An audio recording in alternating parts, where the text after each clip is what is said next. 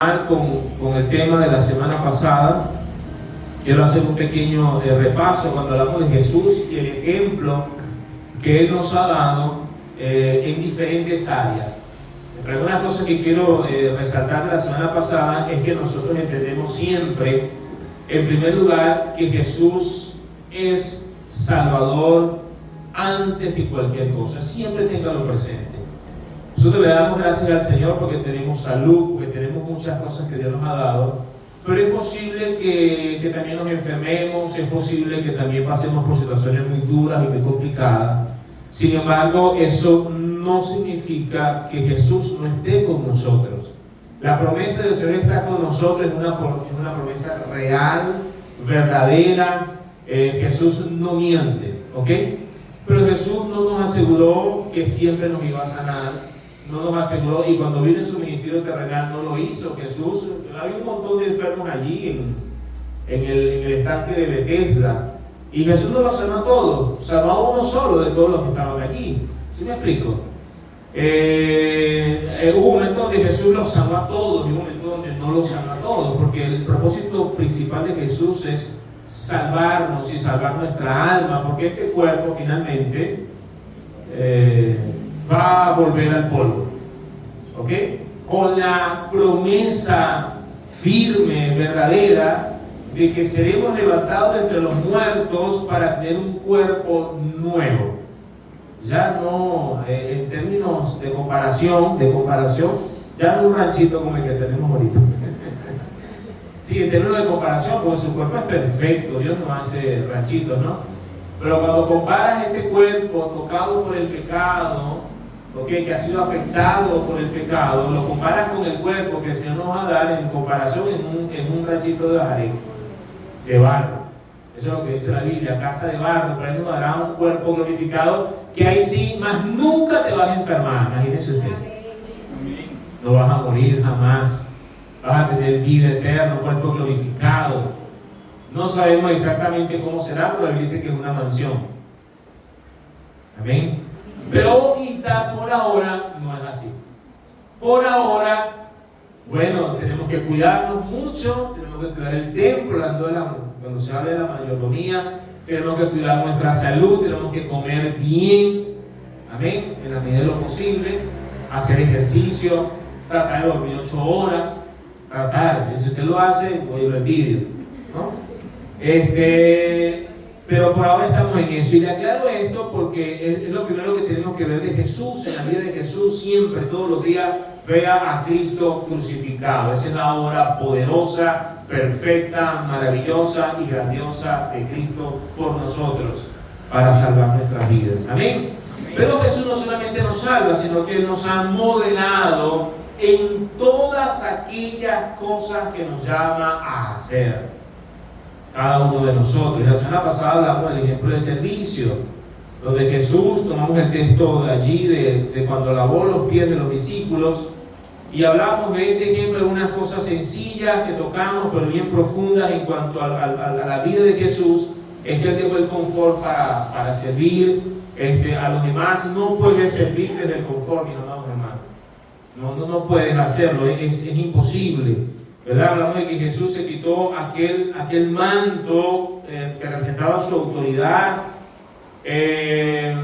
para ir y para poder servir. Se vistió de siervo para servir a los más pequeños. Y hablábamos de que Jesús no sirvió a superiores a Él en ese momento, ni a iguales a Él, sino que sirvió a inferiores a Él. Pero aún más allá, porque sirvió también al mismo Judas que estaba en esa reunión. Jesús no dijo, bueno, espero que Judas se vaya para así, no le lavaba los pies a ese traidor. No, Jesús le lavó los pies también a Judas que estaba allí, y eso es una cosa preciosa en la vida de Jesús. Hablamos del sermón de Jesús en Hechos. Jesús, después de lavar los pies de los discípulos, se sentó y les dio la cátedra. Pero primero les lavó los pies. Antes de cualquier cosa tenemos que enseñar con el ejemplo. Y Él dijo, ejemplos he dado para que como yo he hecho, ustedes también puedan hacerlo. Bien, hoy vamos a hablar de otro ejemplo de Jesús.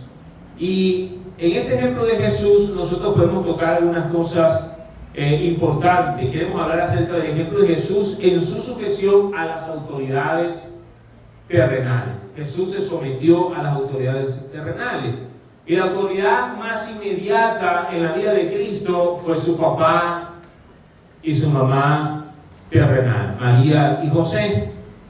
Lucas 2:51 dice: y descendió con ellos y volvió a Nazaret y estaba sujeto a ellos, y su madre guardaba estas cosas en su corazón. ¿Ustedes conocen el contexto de este pasaje? Jesús había perdido 3 días. Imagínense que un hijo suyo se le pierda 3 días. Como de 12 años más o menos se calcula que Jesús tenía en ese momento, unos 12 años. Y duró 3 días desaparecido. María pensaba que estaba en medio de aquella multitud que fue a Jerusalén para ofrecer sacrificios y todo lo demás, pero se da cuenta que no estaba entre medio de la compañía, entre medio de todos los familiares. Y imagínense usted la angustia de María y de José cuando se dio cuenta que Jesús no estaba. ¿Alguna vez usted se le ha perdido a su hijo? ¿Sí? Bueno, Victoria se nos perdió a nosotros como por 2 minutos en un supermercado. Y yo disimulé que no estaba asustado. Yo, no, hija, yo te estaba viendo.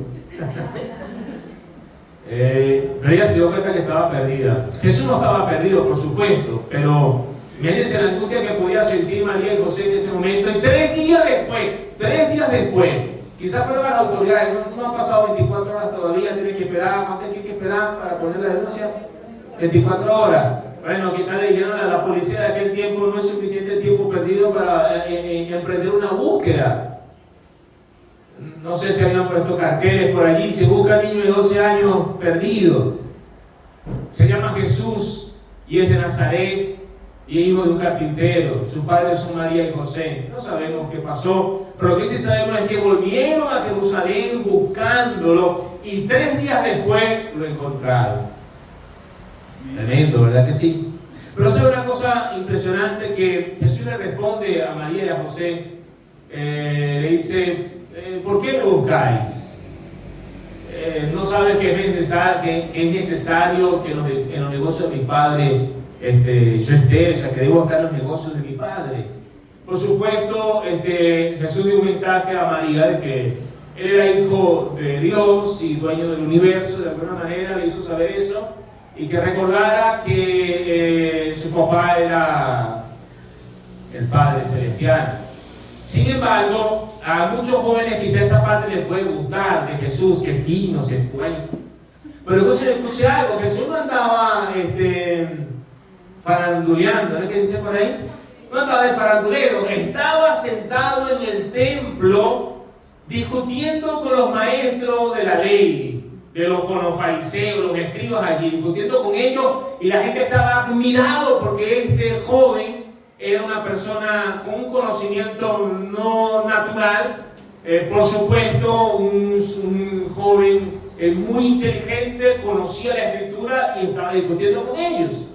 Sin embargo, hacemos el énfasis en la respuesta que Jesús les da después, no en palabras sino en acción.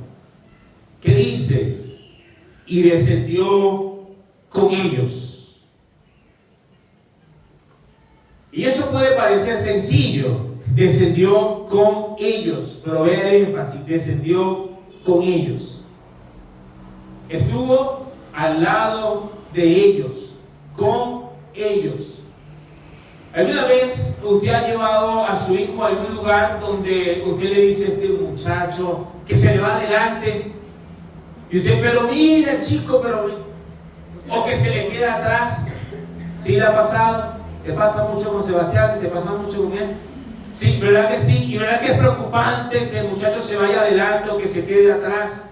Y yo, oye, pero quédate aquí, chico. Y usted le toma la mano, aquí a mi lado.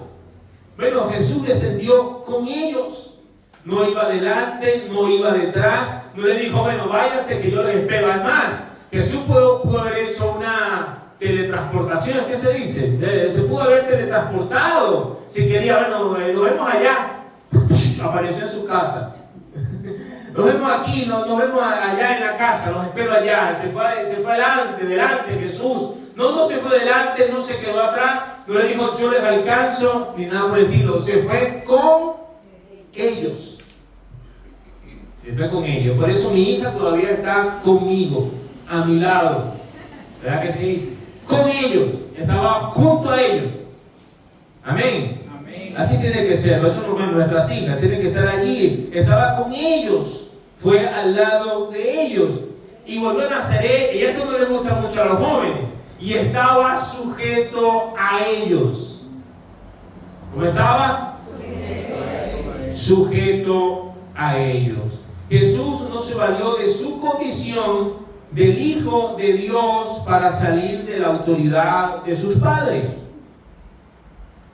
Y ese es el último episodio que conocemos en la vida de Jesús. Así se cierra esa pequeña referencia bíblica que tenemos en su juventud, donde dice y estuvo sujeto a ellos, y ya no hay más aparición de Cristo, sino 18 años después, que nos da a entender que por supuesto estuvo sujeto a ellos todo ese tiempo y estuvo en su casa, y que Jesús tuvo que asumir responsabilidades de hijo mayor y trabajar y proveer para el hogar y ayudar a su madre, porque se presume, se dice que seguramente su padre ya había fallecido, en este caso José, así que tuvo que asumir responsabilidades de mantener, de ayudar y de sostener y sustentar su hogar, hasta aquella aparición de Jesús para ser bautizado.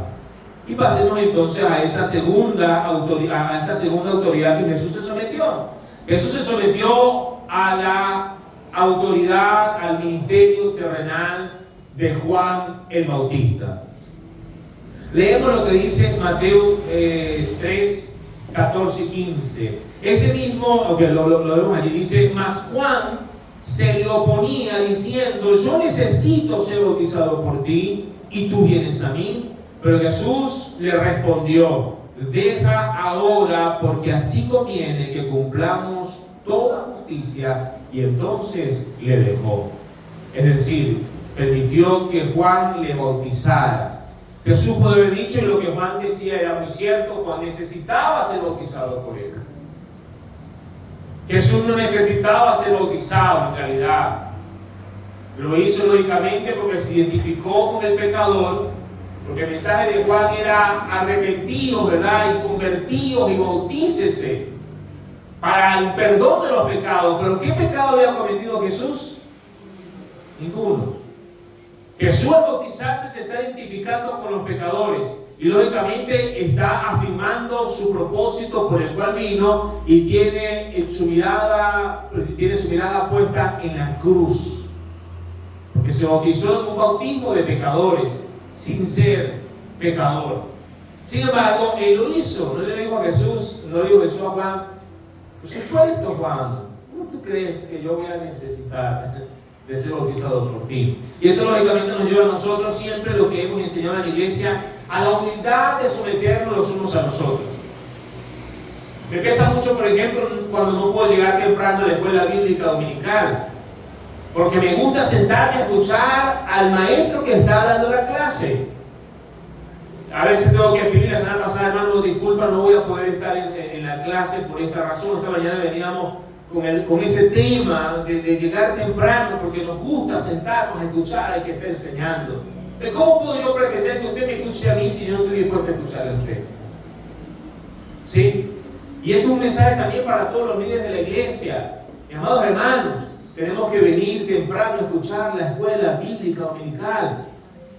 Todos tenemos que venir aquí y sentarnos a escuchar la enseñanza. ¿Por qué? Porque tenemos que someternos los unos a los otros. Porque el día de mañana que tú tengas que hacer algo, vas a necesitar que también se sometan a ti quienes van a servir contigo. ¿Sí me explico? sea la actividad que sea que tú vayas a hacer. Ese someternos los unos a los otros aplica para todos en este lugar, empezando por quien le está hablando. Así que Jesús, al hacer esto, nos deja una enseñanza de sumisión los unos a los otros y la sencillez de dejarnos guiar y de dejarnos instruir por aquel que enseña, que por supuesto, a diferencia de Jesús y de nosotros, Jesús sí era superior a Juan, que aquí ninguno es superior a nadie, todos somos hermanos en Cristo. Diferentes funciones, sí, siempre lo digo. Diferentes labores, por supuesto. Diferentes agilidades para hacer las cosas, sí. Pero todos somos iguales. Somos un cuerpo en Cristo. Amén. Lo otro y lo tercero, Jesús se sometió a las autoridades terrenales. Mis amados hermanos, en el tiempo que Jesús vino a esta tierra, estamos hablando de que estaba, ¿qué imperio? Romano. Era un gobierno invasor. Es decir, era un imperio, un gobierno extranjero. Por eso aquella tentación que le presentaron a Jesús cuando le dijeron, maestro, de manera hipócrita, ¿no? Sabemos que enseñas bien y dices la verdad y todo lo demás. Te vamos a hacer una pregunta. ¿Es lícito dar tributo a César o no? Y Jesús, por supuesto, conociendo la malicia de ellos, la maldad de ellos, le dio una respuesta fenomenal. Si Jesús decía no, bueno, podía ir preso, podía ser, sí, preso, lo iban a llevar a la cárcel, se identificaría con los revolucionarios de ese tiempo donde se oponían al imperio invasor. Pero si Jesús decía sí, entonces era calificado de traidor. Traidor a la patria. ¿Por qué? Porque estás apoyando esto, a este imperio que está acá. Pero Jesús dio una respuesta maravillosa. Jesús dijo, dad al César lo que es del César y a Dios lo que es de Dios. Es decir, Jesús no dijo sí y no dijo no. Pero en esta respuesta, lógicamente, Él no está desechando ni una cosa ni la otra. Dijo, dad al César lo que es de César y a Dios lo que es de Dios. Y esto lógicamente nos lleva a nosotros de que nos va a tocar dar al César lo que es de César y a Dios lo que es de Dios. No podemos, mis amados hermanos, a pesar de las circunstancias que podamos vivir, nosotros no podemos, como diríamos en este caso, salir de la responsabilidad que tenemos ante las autoridades civiles. Podemos. ¿Por qué? Bueno, porque da a César lo que es de César y a Dios lo que es de Dios. Yo no estoy hablando de detalles sobre circunstancias que nosotros vamos a vivir en este tiempo, pero se parece bastante a lo que Jesús enfrentaba en ese momento. ¿Sí me explico? Si no, fue una respuesta tremenda. En otra ocasión se le preguntó a Pedro, mira, y el maestro no va a pagar las 2 dracmas. Entonces Jesús le dijo a Pedro, mira, ve, saca un pez y dentro de la boca de ese pez vas a encontrar las 2 monedas. Ve y paga el impuesto tuyo y mío. Es decir, Jesús pagó sus impuestos. ¿Sí? No lo veo tan animado. Bueno, pero Jesús, mis amados hermanos, nos dio ejemplo en todo. En todo. Amén. Pero yo hablo de estas 3 autoridades. Su autoridad directa, principal, que eran sus padres, hablando en un sentido terrenal. La autoridad del ministerio que estaba en ese momento, que le precedió, pero el mismo que le precedió le decía, el que viene después de mí es antes de mí porque era primero que yo. Por supuesto, ¿no? Pero también lo hizo con las autoridades civiles. Amén. Lo otro, Jesús nos dio ejemplo en oración. Yo no me traje mi reloj aquí este reloj creo que está mal, porque aquí tengo 10 para las 9. Así que tengo como 2 horas para predicar, 3 horas. No me había dado cuenta. Si alguien me puede pasar algún reloj que esté bueno para tenerlo acá. porque aquí no se me ve, tengo que subir hasta arriba. Ya la vi, ya vi la hora, ya me queda todavía 1 hora y media para predicar. Bien, Jesús también nos dio ejemplo en la oración. Anota allí, ejemplo en la oración. Jesús dio ejemplo en la oración. Fíjese algo interesante. Dice Lucas 11:1.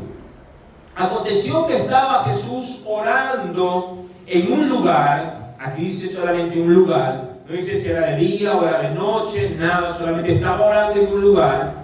Y cuando terminó, uno de sus discípulos le dijo: Señor, enséñanos a orar como también Juan enseñó a sus discípulos.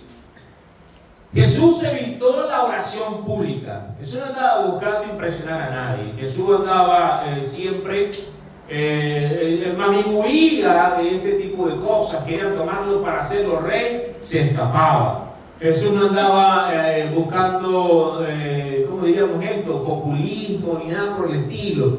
¿Okay? Jesús más bien evitaba este tipo de cosas. Así que cuando Jesús estaba orando, al parecer en esta ocasión, tuvo la intención quizás de enseñar y como que se dejó ver de algunos de sus discípulos, porque dio un ejemplo en la oración. Y cuando este discípulo lo ve, la petición se desprende de haber contemplado a Jesús orando. No sé qué habrá escuchado, no sé cómo le habrá visto, no sé, pero esto despertó la necesidad en este discípulo, que no sabemos quién era, de decirle a Jesús: Señor, enséñanos a orar. ¿Y de dónde se desprende? Se desprende de haberlo visto, de haberlo contemplado en la oración. Amén. Por otro lado, leamos lo que dice Lucas 6, 12 al 13. Dice: en aquellos días él fue al monte a orar. Aquí vemos otro ejemplo de Jesús. Aquí en el primero parecía que era como a la luz del día, parecía como que era visible, pero ahora vemos otra. Dice: fue al monte a orar. ¿Dónde fue a orar? Al monte, a la montaña, a un lugar solo. Y pasó la noche orando a Dios. ¿Cuánto tiempo oró? La noche entera. ¿Cree usted que si Jesús oró toda la noche, usted y yo necesitamos orar en este tiempo? ¿Sí? Nosotros a veces nos creemos tan suficientes, pero tan suficientes. ¿Y sabe una cosa? La Biblia dice que oremos los unos por los otros. Y eso nos hace dependientes los unos a los otros. Pero la oración de los unos a los otros no es la oración, no nos puede confundir a nosotros pensando que mi bienestar depende de la oración de otro. Porque caemos en vicios que no son saludables. Ya no hay intermediarios. ¿Ok? Hay un solo mediador entre Dios y los hombres y se llama Jesucristo. Sí, la oración los unos por los otros, sí, eso es importante. La metemos allí en el grupo de intercesores y todo lo demás. Pero mi amado hermano, ore usted también, por amor a Dios.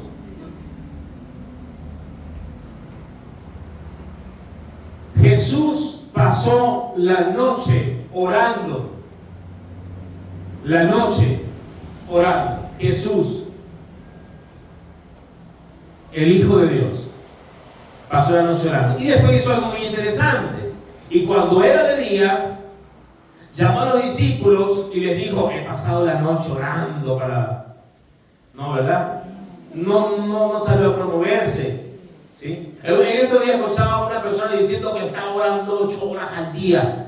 Orando 8 horas al día. Y lo dijo en una red social. ¿Para qué? Para que Dios me dé el poder de poner muelas de plata a las personas. Hermano, eso es querer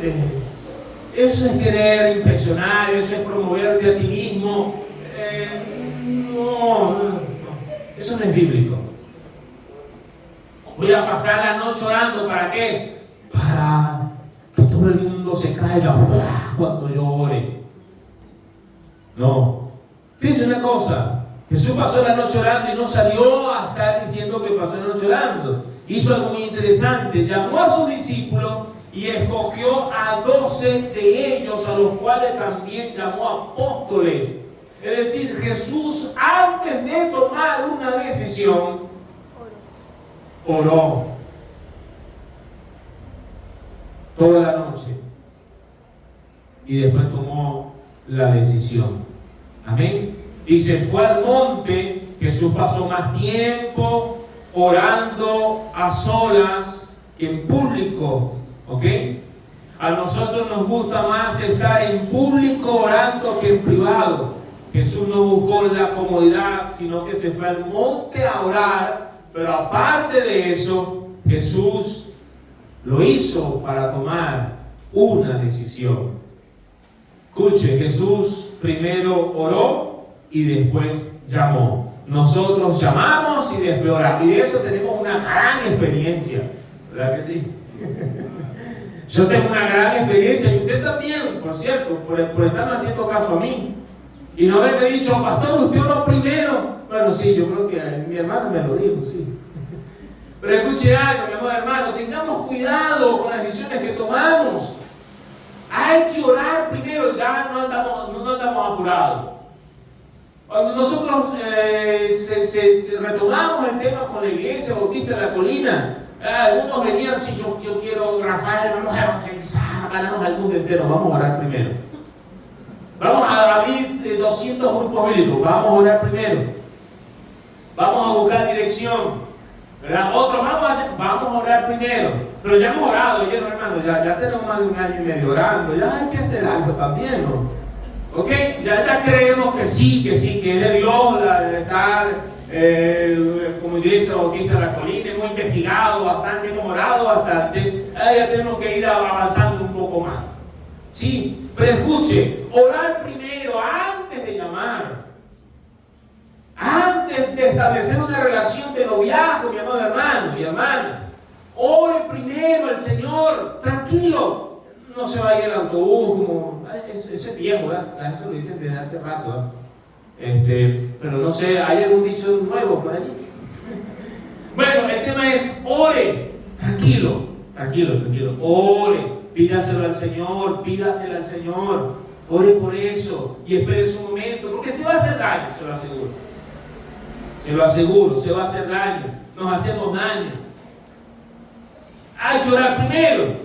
Jesús oró primero y después tomó decisiones. Nosotros primero tomamos decisión y después oramos.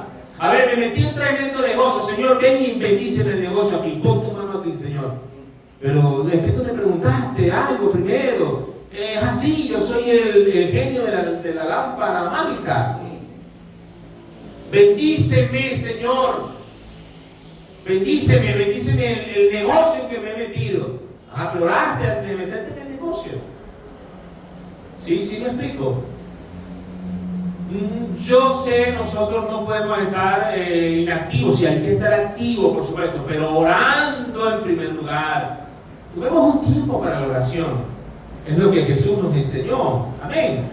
Y nos ha pasado, mi hermano. Y a veces Dios me habla a uno, a veces Dios me ha hablado, bueno, casi siempre. 99% de las veces me ha hablado por mi esposa. Yo sé que a todo el mundo le pasa eso, pero quiero que sepa que el 99% no le he hecho caso.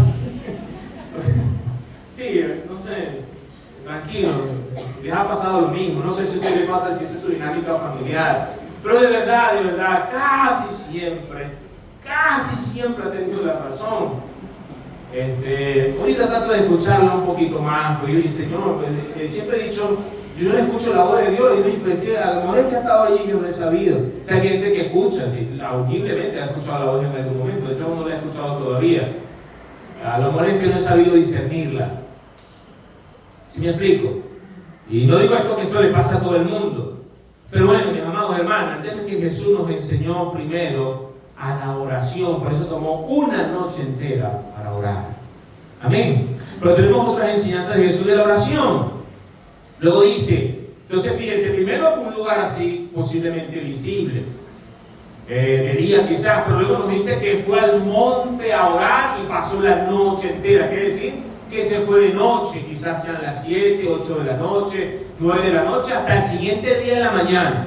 Pero ahora lo tenemos a Jesús en otro espacio de oración. Levantándose, esto está en Marcos 1, 35 al 37. Levantándose muy de mañana, ¿cuándo?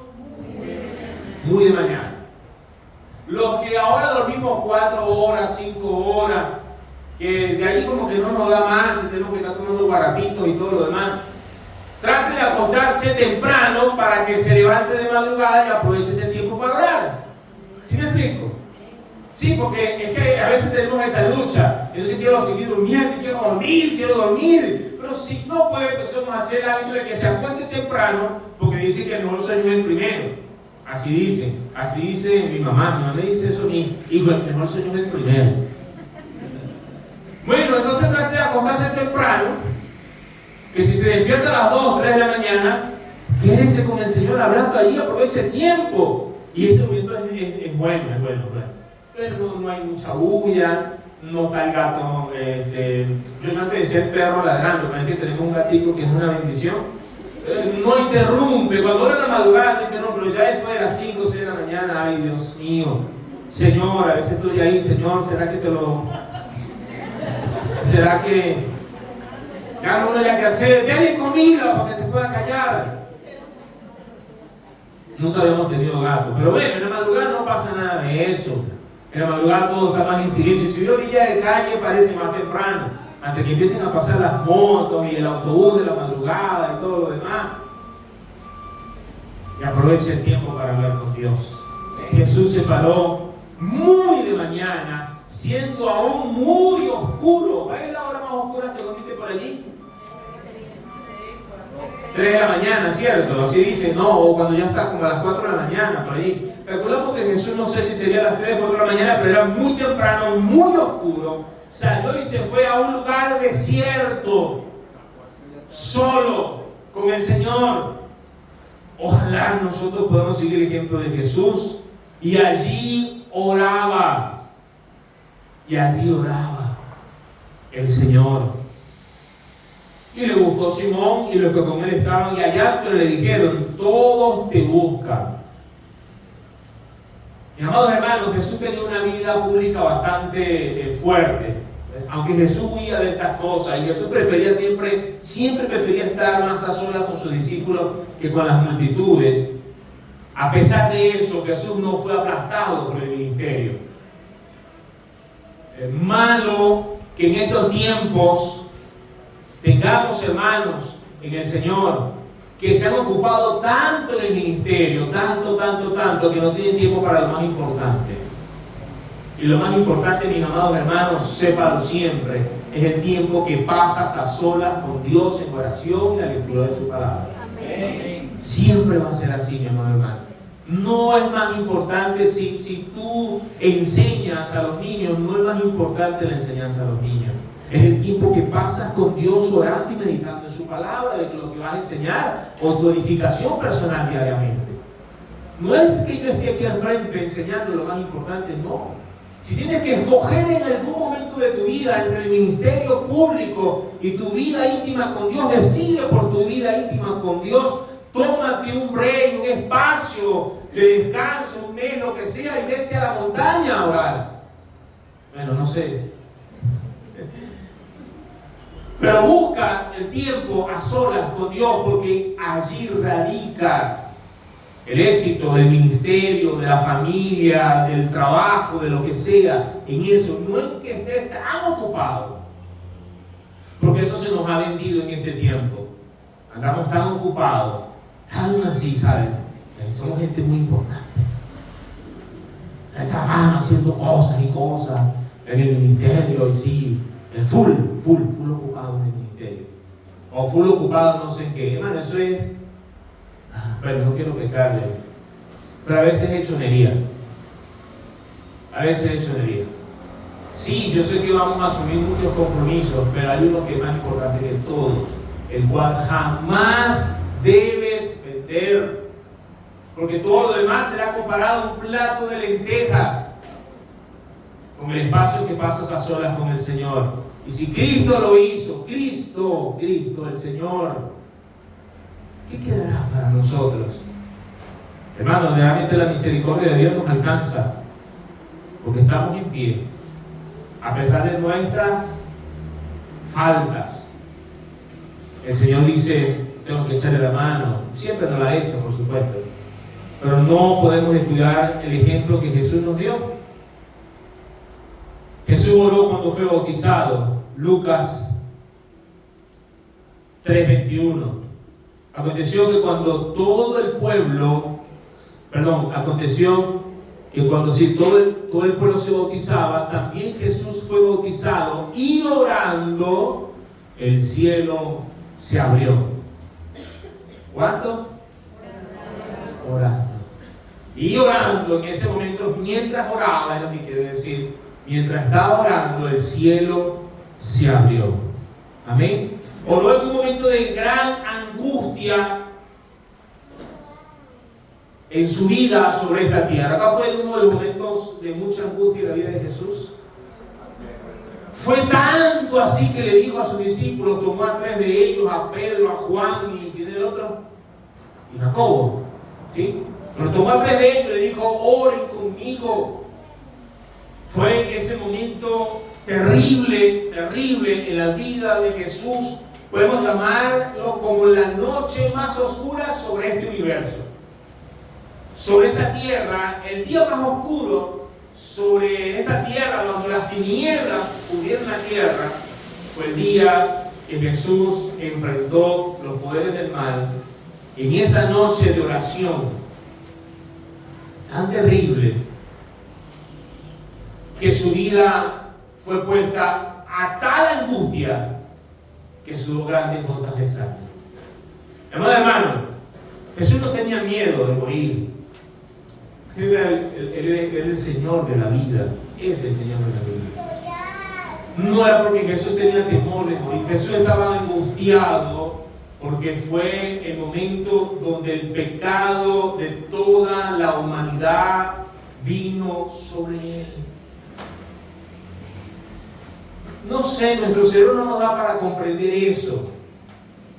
Pero usted imagínese lo que sentía Jesús cuando alguien asesina, sin él haber cometido jamás este pecado. Imagínese el pecado. O sea, cuando usted hace mal se siente mal, ¿verdad que sí? ¿Verdad que sí? Se siente mal cuando peca. Imagínese todo eso en la vida de un ser santo y puro que jamás había pecado. ¿Qué hizo Jesús en ese momento? Fue a orar. ¿Y qué dijo? Yendo un poco adelante, se postró sobre su rostro, orando y diciendo, Padre mío, si es posible, pase de mí esta copa, pero no se haga lo que yo quiero, sino lo que tú quieres. Y eso lo hizo 3 veces. Fue a orar allí Jesús, en el momento más difícil de su vida. ¿Qué debe hacer usted en el momento más difícil de su vida? Salir corriendo y desesperarse y decir, ¿por qué, Dios mío, a mí? Bueno, Jesús entiende todo eso también. No se preocupe. Si dice eso, hágalo con libertad, porque el Señor nos comprende. Sabe que somos temerosos, sabe que tenemos miedo. Pero escuche, lo primero que tenemos que hacer en el momento difícil es ir a su presencia. Hablar con Él. Hable con el Señor. Cuéntele todo, dígale todo. Cuéntele sus temores, sus miedos, todo. Y verá que así como Jesús recibió fuerza en ese momento, usted también lo va a recibir. Voy a dejarlo hasta acá, quería terminar hoy, pero nos quedan 2 puntos y vamos a continuarlo la próxima semana. Vamos a orar un momento, vamos a orar.